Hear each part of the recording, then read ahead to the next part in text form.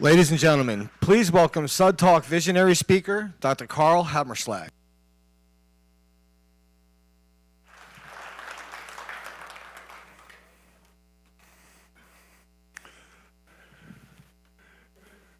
Good evening to all of you in Delray Beach and the Delray Beach Drug Task Force. I am delighted, honored to be able to participate in this inaugural SUD Talks. A visionary speaker, Dr. Kevin Wandler, asked me last night, what is a visionary speaker? I said, I think it's a euphemism for geezer. For those of you who've read anything about me in the bio, it doesn't say anything about my experience in recovery and substance abuse. So I should tell you a little bit about what it is I know, so you will give, I hope, some credence to what it is that I'm going to tell you. I have spent most of my professional life working with Native Americans. For most of 20 years, I was chief psychiatrist at Phoenix Indian Hospital. Native American populations have substance abuse disorder, primarily alcoholism, that far exceeds their percentage in the population, virtually endemic. The suicide rate of Native American youth between the ages of 15 and 24 is 4 times the national average. What I'm going to tell you this evening is what it is that I've learned about recovery and healing in community as a result of a lifetime's experience. So let me just share some autobiographical details. I come from New York, like many South Floridians. Trained in New York and finished medical school. I have the usual caricatured pedigree of the 60s. I did not want to go to Southeast Asia. I needed to find an alternative to military obligation, so I joined the Indian Health Service. I thought I'd spend a couple of years and then come back and practice real medicine. I was assigned to Santa Fe, New Mexico. Now, for many of you who come from New York, you understand there's a certain geographic chauvinism that comes from being raised in this city. Like many New Yorkers, I thought if you crossed the George Washington Bridge, you had to be immunized against a tropical disease. And it was with that kind of attitude that I came to Santa Fe, New Mexico, the smallest town I had ever seen. As many people on my block as they were in the entire city. And I came with an attitude that said, oh my God, I can't wait to lay my golden hands on this enormously receptive public and let me at it. And I discovered, that I was not enormously well received. They were not impressed with my degrees and credentials. People wanted to know whether I could speak and pray in a native language. They wanted to know if I could tell my father's stories. The degrees I had on the wall were less impressive. The fact that there was paper on the wall indicating that my head had been educated didn't say a whole lot about the nature of my soul. And my certainties were rapidly etched away. So I'd been there for about 6 months. And I met an old man on the ward, but then he was an old man. Now he would be a middle-aged man. And he'd been admitted by my colleague. There were 3 doctors at the Santa Fe Indian Hospital, but I was going to be his doctor because I provided the aftercare to the village from which he came. So I'm introduced to him on morning rounds. For those of you over the age of 50, you will remember that there were hospitals that had wards, 20, 30 beds. Everything was a matter of public review. HIPAA had not yet been invented, and people could talk to each other about almost everything. I am introduced to him on rounds. This is Dr. Hammerschlag. He's going to be your doctor. He hardly could say Hammerschlag. It happens with some frequency, actually. I introduced myself to a patient not long ago. I said, "How do you doing, Dr. Hammerschlag?" She said, "Oh my God, is that what I have?" He says, "You're going to be my doctor." I said, "Yes."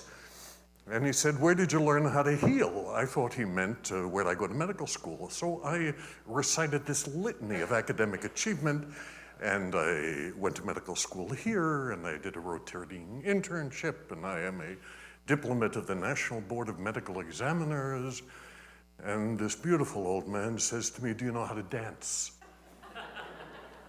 And I looked at him with the same smiling incredulity that you were looking at me, and said, "Do I know how to dance?" And he said, "Yeah, you have to be able to dance if you want to be able to heal." And I, not wanting to be caught short, said, "Of course I know how to dance." And he motions with his hand, and I do this funky two-step at the bedside, and he says, "Oh, that's good." I say to him, "Do you know how to dance?" I don't at the time know that he is a traditional medicine man. And he says, "Yeah, he knows how to dance." So I motion to him.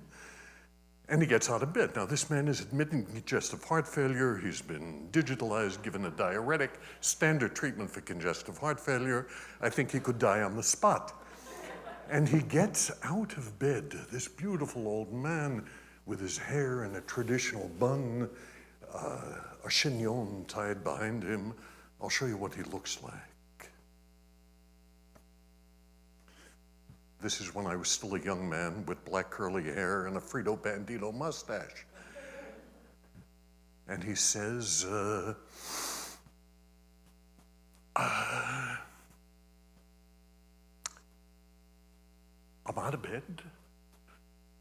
He takes the oxygen cannula out of his nose and does a green corn dance at the bedside. And I say to him when he finishes, "Will you teach me how to dance that way?" And this beautiful old man says,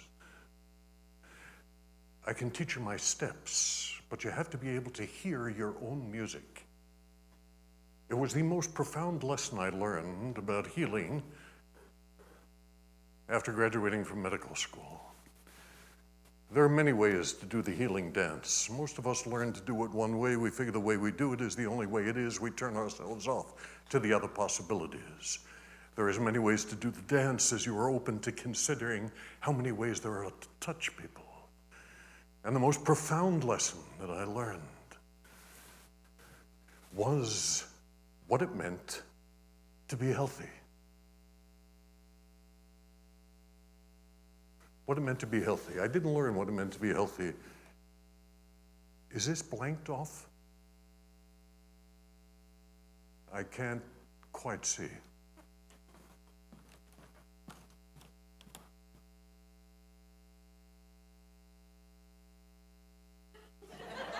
I still can't quite see. Is it blanked?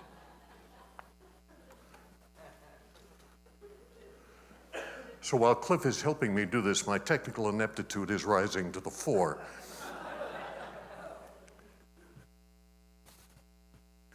What it meant to be healthy. I never learned what it meant to be healthy in medical school. The most profound lesson. Let me leave it there and hope I don't step on it. What it meant to be healthy in medical school was if you weren't sick, you were healthy. It was a diagnosis of exclusion. If you weren't in some way symptomatic, you were healthy. In Indian country, I learned that what it meant to be healthy was when your thoughts and your actions and your feelings were in harmony and balance, that they were all telling the same story. The world of knowledge, the world of action, the world of emotion. That this was health. The Navajo word for health is hojo. Hojo. Can you say that? Hojo. Hojo. The word for health is the same word as the word for truth and beauty and balance and harmony and the Great Spirit. What a wonderful concept. If you are healthy, you are in balance, you are in truth. And when you are in truth, then the worlds of knowledge, action, and emotion are telling the same story. That what you know and what you do and what you feel are in synchrony. You are in balance and harmony. We live in a day and age in which people telling the truth has become an archaic myth of yesteryear, especially in presidential election times. We have truth meters now to tell us whether the candidates are telling the truth or not. We often say things we don't mean, an active BS. But we often feel things that we don't say. That's a passive act. Telling the truth is becoming archaic. We need to find ways to stay in balance, otherwise we're going to get sick. If you feel something that you don't articulate, if you're doing things that you don't believe, sooner or later you're going to get sick. You are out of balance. What is the most important aspect of truth? I mean, if I tell you what is the truth, it is the unfortunate concomitant of the last 150 years of the scientific and industrial revolution that somehow the truth is what it is we know. The truth is something that lends itself to test-retest reliability, that the truth in Philadelphia is the same as it is in Panama and the same as it is in Puerto Rico, that the truth is something that is testable and reproducible. The truth is predictable. The truth is something that has scientific validity, that everything essentially can be known. We have dramatically overemphasized what it is that we believe because of its ability to be proven. That there is a belief in the classic Cartesian equation that everything has a definitive cause and effect relationship, that we can know everything. And it's clear it's ridiculous. We can't know everything. And there are some questions that don't lend themselves to that scientific paradigm.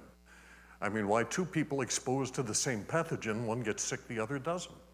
Or why two people with the same disease, cellular type, who may be identical twins, and both have breast cancer, one survives with the same treatment protocol, the other doesn't?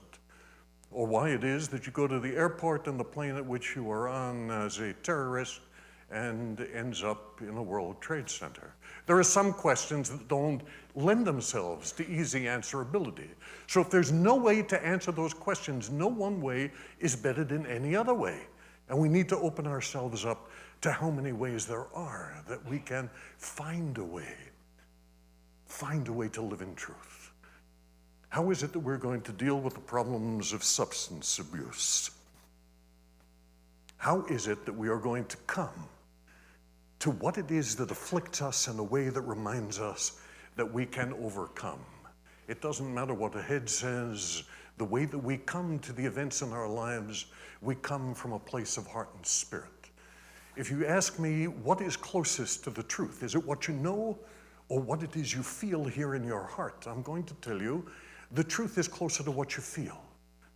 To what you feel, because the heart knows things that the mind has never thought about. The heart, you see, has not been crippled by self-doubt. In order for us to restore ourselves to health, we need to find some ways to strengthen the heart, to find some ways to lift our spirit that allow us to dare to believe that we can create new endings to old stories, that we can move beyond our limitations and somehow find a way to participate in becoming agents in our own healing. You have to pay attention to what it is that's in your heart. We need to inspire people to believe that somehow they can move beyond their limitations. How do we do that? How do we inspire people to dare to imagine that they can create a new ending to their old symptomatic story? And the truth is that it doesn't matter what it is we face. What I'm telling you does not only apply to substance abuse disorders. What I'm telling you is translatable in every aspect of our being. It's not the events in our lives that do us in, but the choices we make about how we come to them. Stress is not an event, it's the reaction to an event, and we always have choice. Choice is the greatest power. And we need to inspire people to believe that they can make choices that are in their best interest. It doesn't matter what it is that you got or what it is that you face. What matters is the choice you make about how you come to it. How you come to it. So I'm going to show you some pictures. I'm going to give you some examples. They are not solely people who have suffered substance abuse disorders. What is it that's going to inspire you? How do you show up and face what it is that you got, independent as to what you got? How do you show up and decide that you are going to move beyond where it is you are? So the first picture I want to show you is a hero of mine. This is an athlete, and I picked it because there's a movie coming out actually about his life.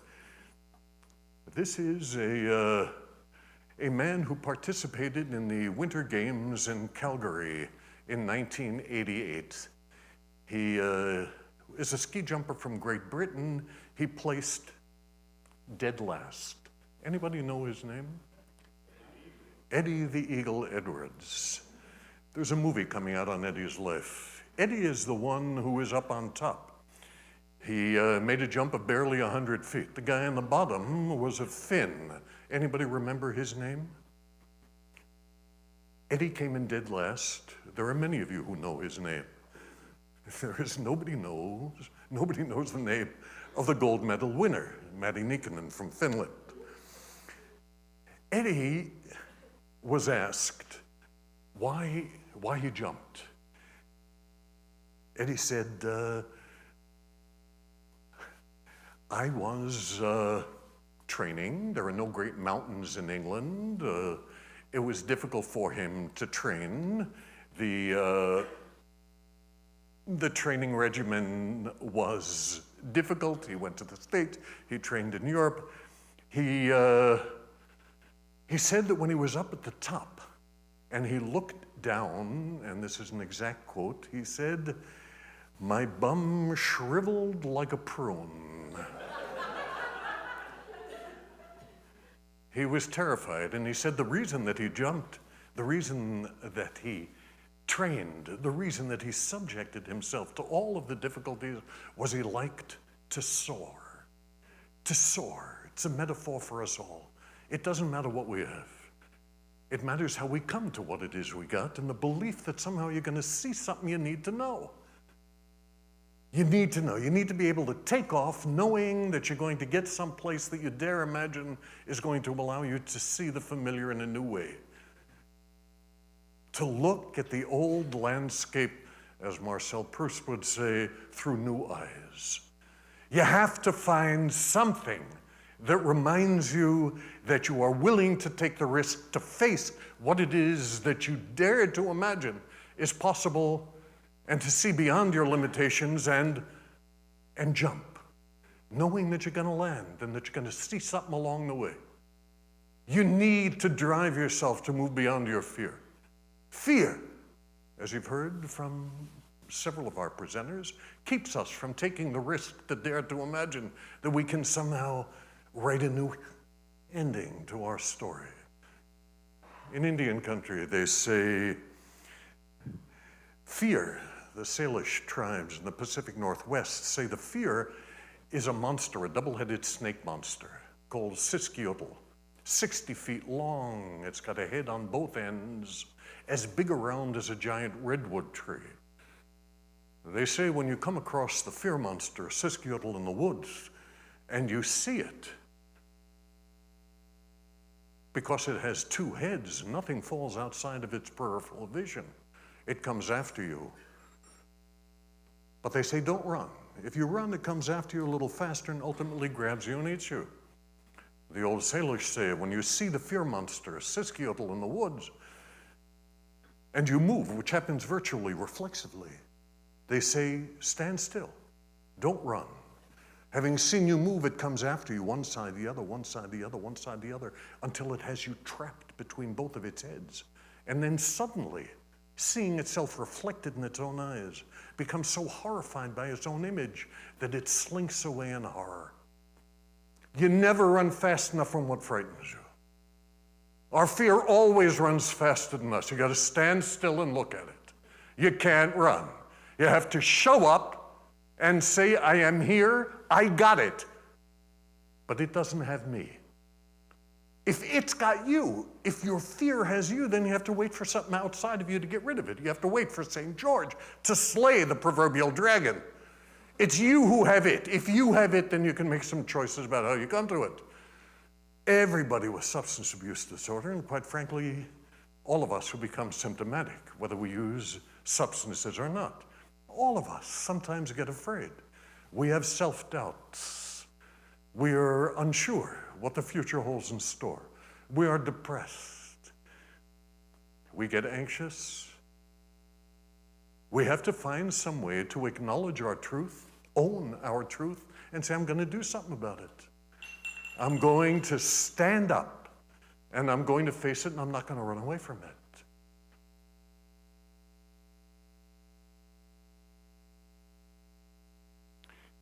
I wanted to show you a picture of somebody who is suffering from a disease in midlife. This is a track and field star, the first American woman to get 3 gold medals at the Olympic Games, Summer Olympic Games in Rome in 1960. Do you know who this is? This is Wilma Rudolph. Wilma Rudolph was one of 22 children raised in a small town in Tennessee. At a young age, she developed a polio-like syndrome,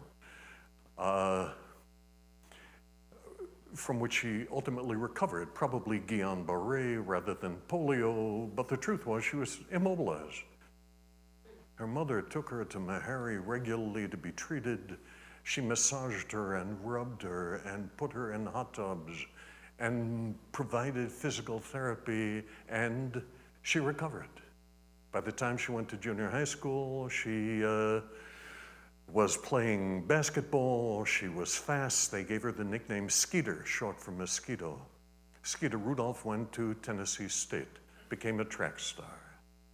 3 gold medals in the games. At the age of 54 years old, Wilma Rudolph was diagnosed with a grade 4 astrocytoma, a bad brain tumor in which survival rates are not measured in 5-year increments. I mean, you're lucky if you go 2 years. In the last year of her life, facing the imminence of this disease for which she was treated surgically and had radiographic therapy and chemotherapy, on the days that she was still able to arise from bed, she went to visit schools. After her victory at the Games in Rome, she founded the Wilma Rudolph Foundation, which was designed to help children stay in school, using athletics as the medium to inspire them to remain in school, and was enormously successful. The foundation touched tens of thousands of children. In the last year of her life, Wilma continued to go to schools and told children that the most important lesson that she learned in life, she learned in track, and that was, don't drop out of a race. Don't drop out of a race, because if you drop out of a race once, it's easier to drop out twice. You want to stay in the race. You want to hang in there. You want to show up, and no matter what the difficulty is, you want to find a way to hang in. And it's the truth in all of substance abuse disorders as well. You got to show up, and you got to find a way to hang in the struggle, and to do those things that remind you of what it is that reminds you of your best self. To dare to imagine that you can move beyond the nature of your limitations and to become something that reminds you of your noblest self, your dared, imagined possibilities. Wilma Rudolph, in the last year of her life, the difference between healing and curing. You can be healed even if you are not cured. Healing has something to do with what it is you leave behind. It is a legacy that is imprinted on the cave walls of your life and on the lives of those who come after you, the people who love you and who are reminded of what it is that you touch them with. You can be healed even if you're not cured. The converse, by the way, is also true. You can be cured even if you're not healed. We spend $3 billion a year in cardiac transplant and cardiovascular stents and balloon angioplasty for people who have coronaries. Now, there is no cardiovascular surgeon in the world who does not say to his or her patients, listen, you know, I can treat you surgically, but you're going to have to change your lifestyle. Otherwise, you're going to come back. The average patency of these vessels is about 7 to 9 years. You have to stress less. You have to eat better. You have to stop smoking and drinking. You have to exercise more. How many people do you think follow that prescription, even knowing that if they don't do it, they might be operated on again? 10 to 15%. 10 to 15%. The overwhelming majority of people will continue to do the same old thing in the same old way. Heard of their vessel disease, but they are not healed. They are not healed. Most of us can continue to find more reasons to keep doing it as we've always done it than to take the risk to make the change. We did for the certainty of the known, and we're willing to be operated upon. Do me. In our culture, there's virtually a pill for everything that disturbs you, or a procedure for everything that troubles and distorts your health. Do me. Give me a pill, the immediacy of gratification, rather than to take the steps that are necessary to dare to imagine that we have the wherewithal to come to it and make a difference in our lives. It is your job as substance abuse specialists to inspire people's hearts to be able to come to the events and remind them that their dreams are possible, that it is possible to move beyond one's limitations and to imagine that you can live in a different way.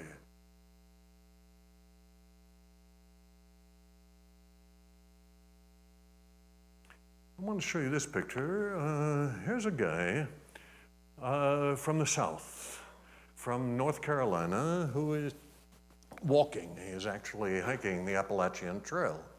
His name is Bill Irwin. Bill Irwin is a middle-aged man, actually a little older than that, was chronically alcoholic. He was in a church in rural North Carolina with his grandson, and he stood up and made an evocation in church and prayed, said, Jesus, I want you to save me from the scourge of my chronic alcoholism. I want to be able to have my grandson see me as somebody who is other than a booze hound. And he said to the congregation that he was going to walk the Appalachian Trail if he could give up his drinking. And the congregation heard him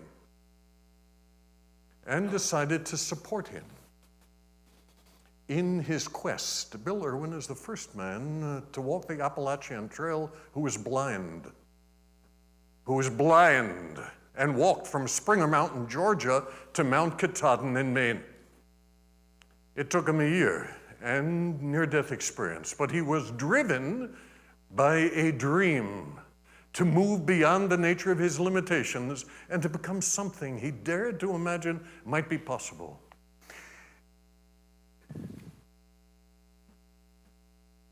The congregation supported him.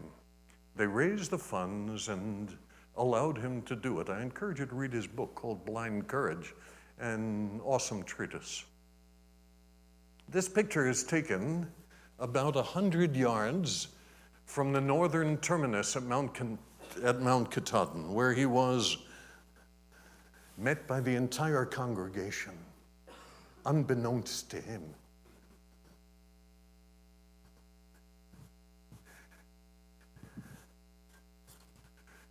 And this is how they greeted him.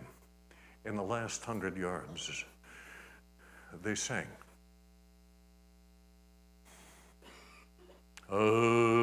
Amazing grace, how sweet the sound that saved a wretch like me. I once was lost, but now I'm found, was blind, but now I see. shortly after I read this story. I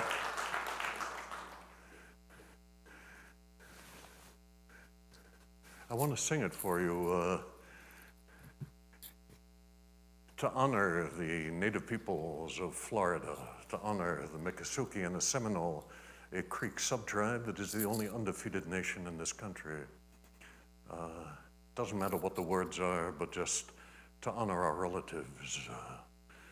This is what it sounds like in Chippewa Cree. He ana, he ne, he ana, he, ache, ache. Echiaya, how we know we are not in it. Echiaya, egita tawelelo, how we know, Echiaya, egita tawelelo, how we know we are not in it.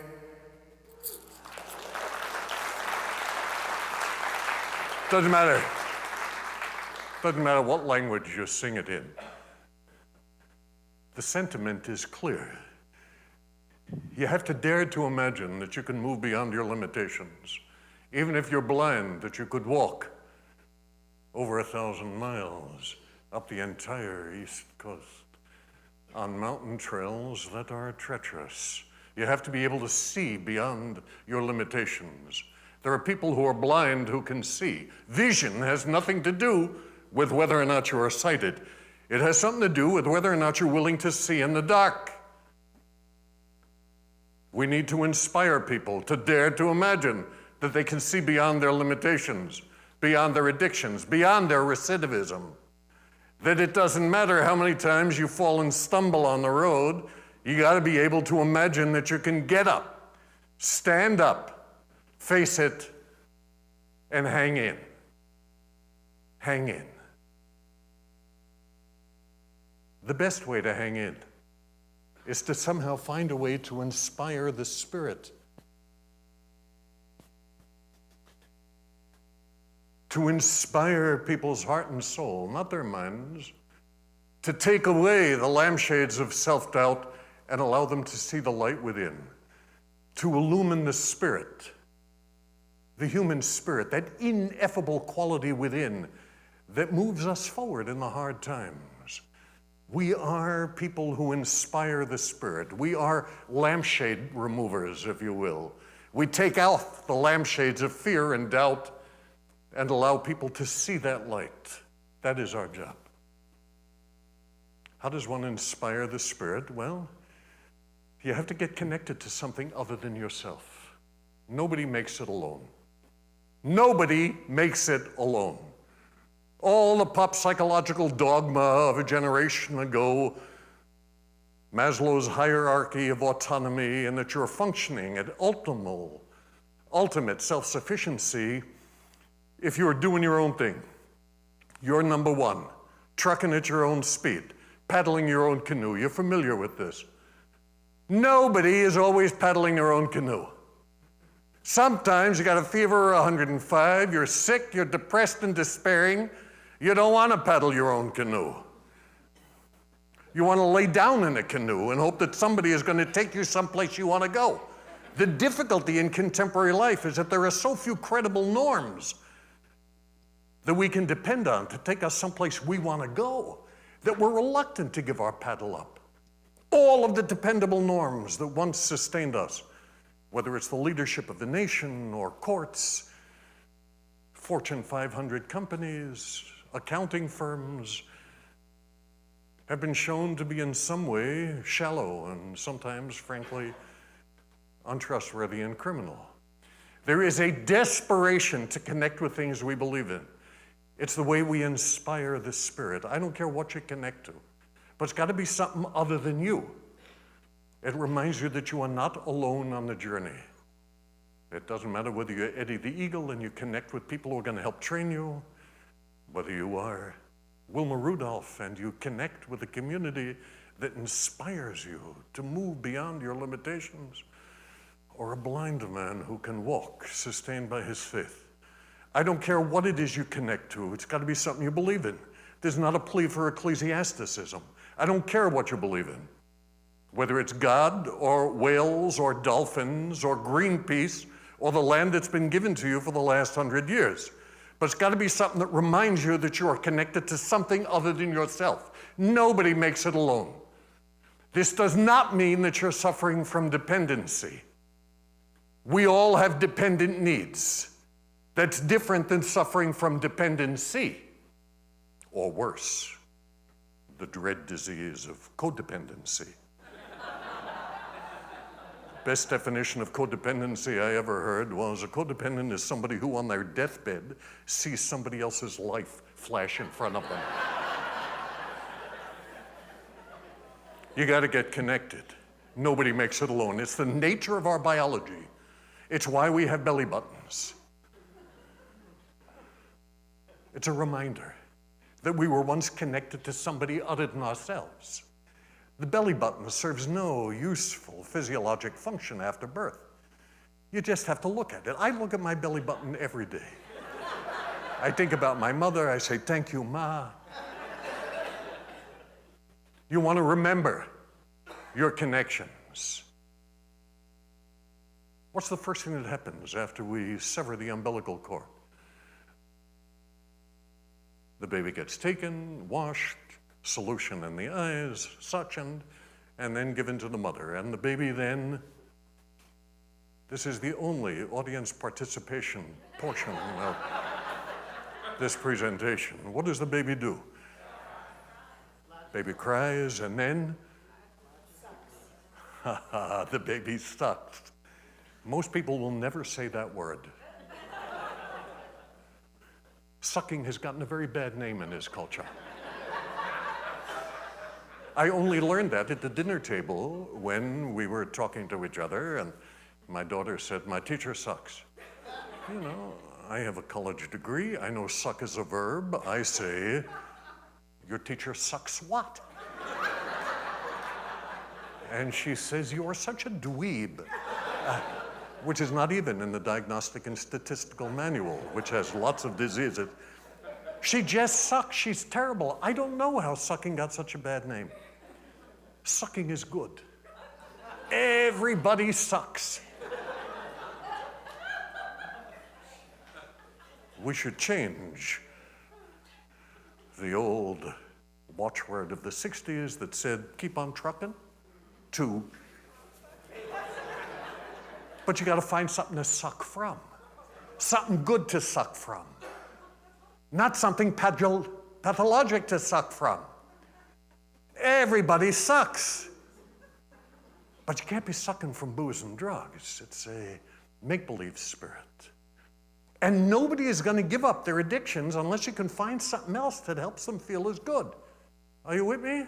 Nobody gives up something for nothing. You got to find something that feels as good. And you got to find something that inspires the spirit, that allows you to dare to imagine that you can be the captain of your own ship, that you can find a way through the darkness.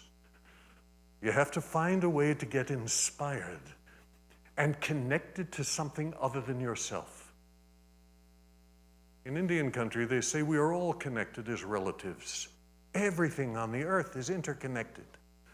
We are connected to the air that we breathe, to the water that we drink, to the four-legged creatures and the two-leggeds and those that crawl and fly and swim, that each of us has a relational network, that everything is filled with an energy, something that can inspire us, something that can fill us with a sense of possibility and joy. We dramatically underutilize those connections. Even stones. Take hot lava rocks and put them in the sweat lodge. It is filled with energy. It is those connections that remind us that we can hang in when the going gets tough. All treatment programs have to provide that believable connection that reminds participants that what it is they're going to get is going to make them feel at least as good as what gives them joy from their abuse. They have to imagine that somehow there is something else out there that can move them beyond their limitations. all the 12-step programs, all of the treatment programs, all of the connections that allow us to come together,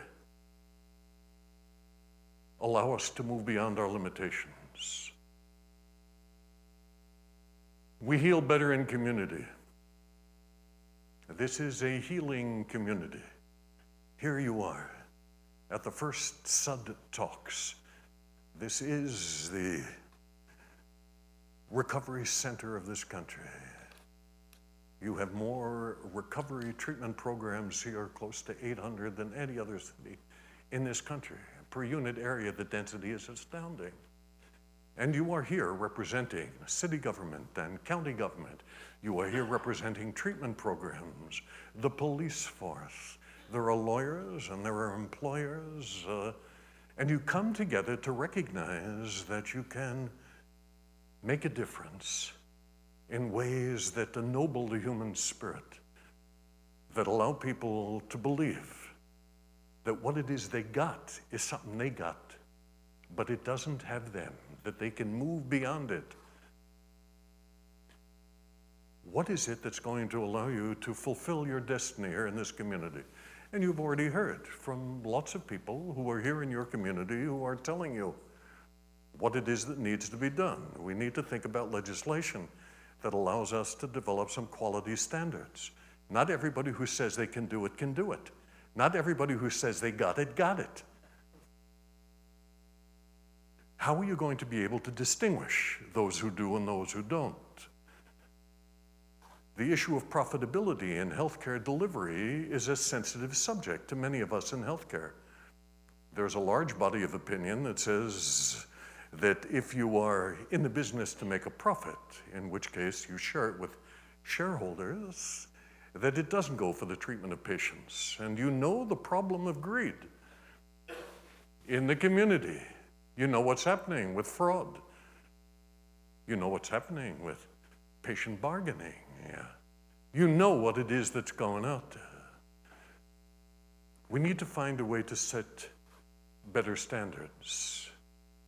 And you need to find a way to legislate to make it happen.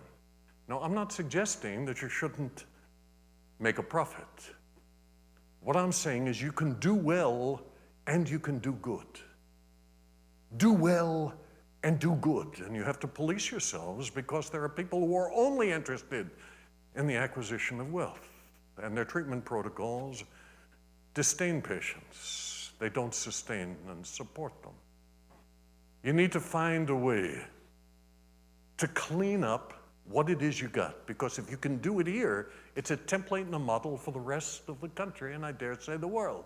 Here's a community that comes together that says publicly, here's the truth. This is what we're doing, this is what we're not doing, this is what we believe. And you need to somehow be able not only to set the limits, but also to pursue them. You can't just make the laws and the rules and then not go after it. You got to do that as well. Think about this community that's got interesting kava bars selling kratom. I mean, what are you going to do about that? Are you going to somehow allow people to trade one addiction for another and think that somehow that ought to take place in a place that prides itself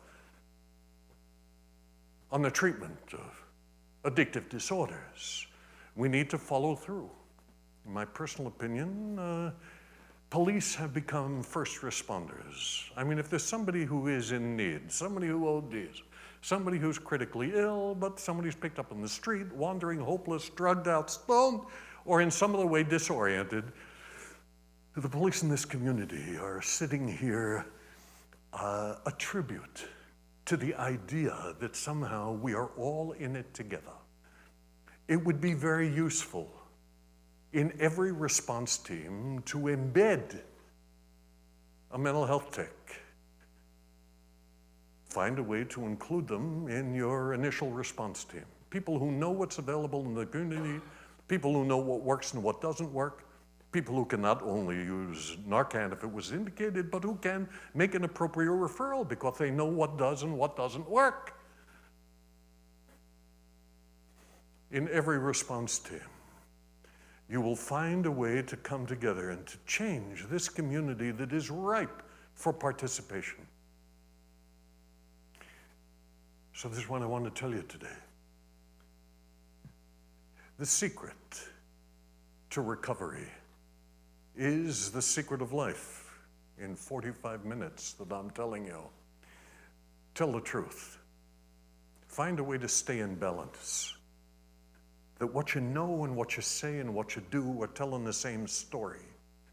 Get away from the idea that somehow you can fake it long enough and make believe, and that you can hide and still live effectively without getting sicker. Help people share their truth. Help them connect to something other than themselves that reminds them that what it is they're giving up pales in comparison to what it is that can make them feel at least as good. It is your obligation to share that gift. In Indian country, they end in the Plains tribes among the Lakota, every gathering, public gathering, every religious gathering with the words, Mitakwiyasi. It means to all my relations. Remember, nobody makes it alone. You got to find some way to connect to something that inspires you and reminds you that you're on the journey with others, all of whom share an interest in getting you to an end that heals you, that allows you to connect with yourself and the people you love in ways that allow you to leave behind a legacy of pride and worth and honor. You are at the forefront of substance abuse treatment in this country. You have an opportunity to change the world by allowing us to continue on the journey. And I applaud your efforts in doing so, and I'm honored to be able to be with you. I say this for all my relations. Mitakwiyasi. Thank you.